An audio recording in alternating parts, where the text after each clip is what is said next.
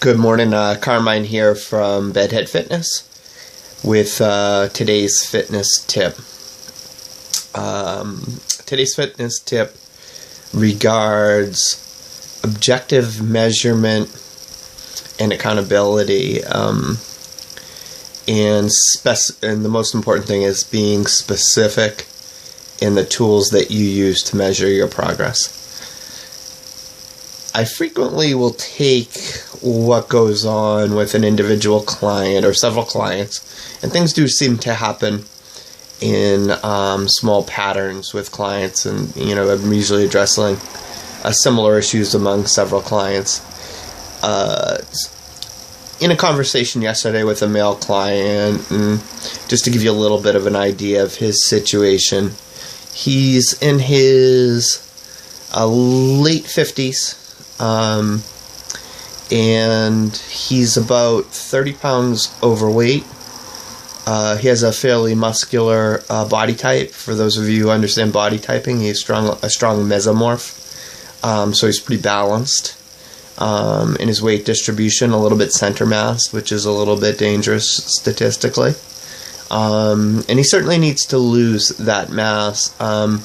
He doesn't fall easily into height-weight charts, and many people will find this due to his body type. More muscular people will tend to naturally, even at really healthy body fat percentages, tend to be heavier than height-weight charts might indicate that you'd see at a doctor's office. So with this client, his name is Mark, not to reveal it any more than that.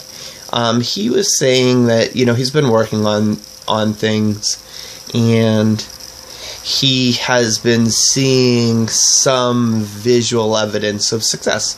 And that evidence was, and he was actually comparing it to certain things with me, is that he was starting to see some veins and some muscular definition that he didn't typically see in his arms. And also some his neck, actually, some of the sinew and some of the muscles as they insert into the trapezius. Now, I expressed to him that can be a very good sign.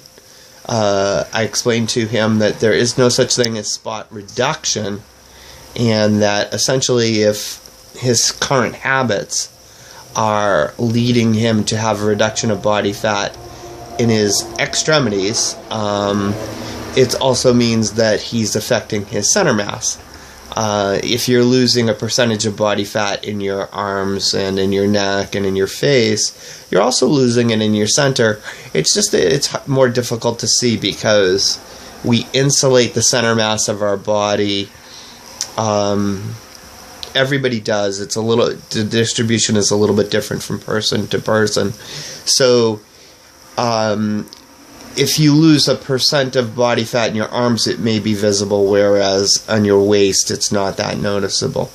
So, I mentioned that, that's fantastic. In order to be sure that it is the case, that you are making progress and moving in the right direction, a good thing to do is to sort of add something that's going to assure that you're not just seeing something or playing mind games with yourself.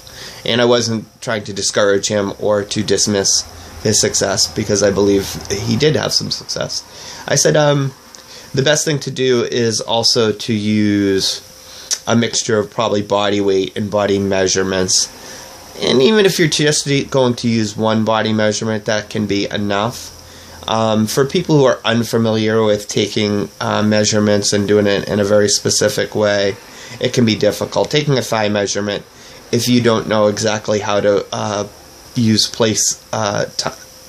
tape measure placement and how to use tension, you can vary by an inch, and it's simply by having the tape measure be in the incorrect place by less than 3/4 of an inch.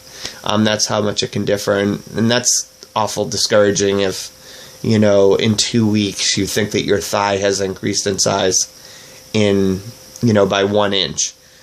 if your goal is weight loss. If you're a bodybuilder, you're probably thrilled.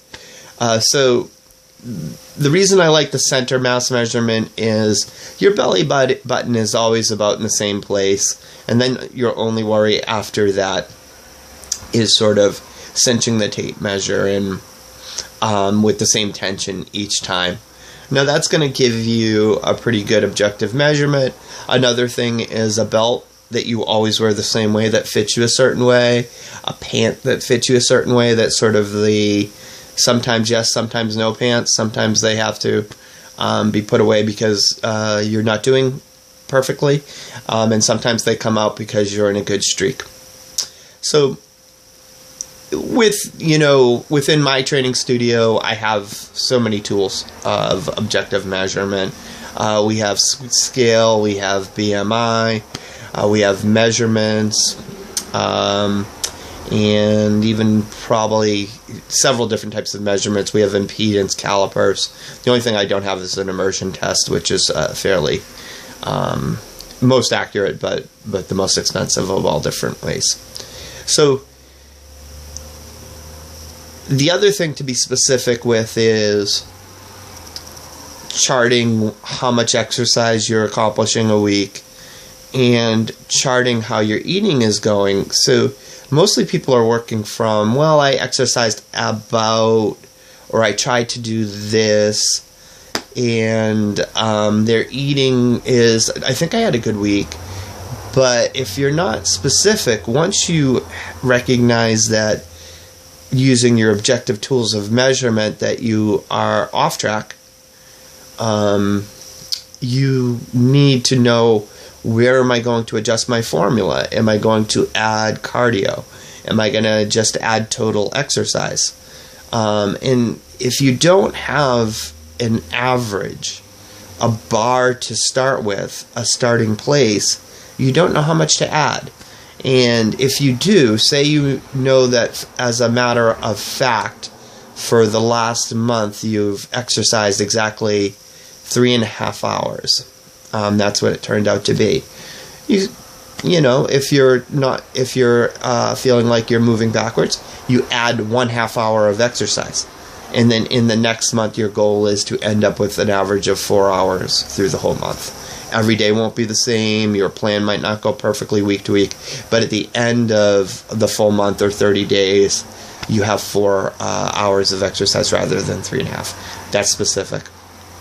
On the food side, you need to know when you ate, what you ate, the type of foods that you ate, and a pretty strong measurement of portion. If you don't have those things, then how do you change them appropriately? When you're working with hazy, measurements, you're going to get hazy results. And it's also more difficult to make change suggestions. So if sometimes you have breakfast, sometimes you don't, and you don't know how often that happened throughout the week, that's one thing. If you think that mostly you have protein in all your meals, but not all the time, and you don't know how often it happens, again, too hazy. So get specific. If you're serious about making a change, if you're serious about doing this, these things, when you actually put them into application in their simplest form, take almost no time. And usually it might take a day of setup to sort of get yourself on track, to create a plan going forward. And then from there, it takes very little time to sort of stay on track and maintain your accountability from there. So, Carmine here with your tip of the day. The tip of the day is be specific in measurement, and use those measurements to make adjustments on the other sides of your formula, and that's the amount of exercise and how you're handling your nutrition. If the video has been helpful to you, please share it with friends.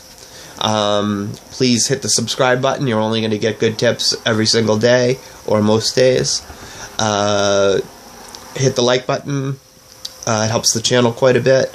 And also, if you have any comments or questions, or want to exchange information, or perhaps you have a different perspective or a different point of view, I'd love to hear it. So reach out, and I'd love to have a discussion with anybody. I'm here to help. So Carmine here from Bedhead Fitness. Have a fantastic fitness day.